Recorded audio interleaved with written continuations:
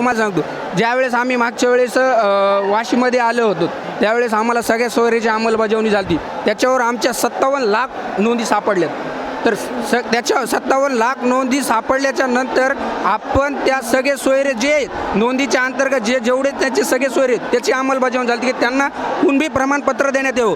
आणि ते साहेबांनी, देवेंद्रजी फडणवीस साहेब म्हणताय ना तुम्ही, त्यांनी ते रद्द केले. समिती तर रद्द केलीच, पण कुणबी पण दाखले दिलेले. आता त्याच्यावर आम्हाला विद्यार्थ्यांना कुणबी दाखले दिलेत, पण ते प्रस्थापित करीत नाही आहेत.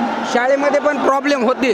आता मागच्या वेळेस आता आम्हाला ज्या पहिल्या ह्याच्यामध्ये 10 दिवसामध्ये जे कुणबी दाखल्यांची त्यांनी नोंद लगेच दिली आम्हाला प्रमाणपत्र, त्याच्यावर आमचे विद्यार्थी लागले. आणि दुसरी गोष्ट सर, देवेंद्र फडणवीसला शिव्या कोणीच देत नाही. आज महाराष्ट्राच्या खुर्चीवर तो सगळ्यांच्या अख्ख्या महाराष्ट्र चालवायला गेले. बरोबर, आमचे मायबापत तेच आहेत. बरोबर, त्यांना आम्ही आरक्षण त्यांनाच मागणार ना, कारण की महाराष्ट्राचा एक प्रमुख नागरिक तो एकच माणूस आहे, मुख्यमंत्री.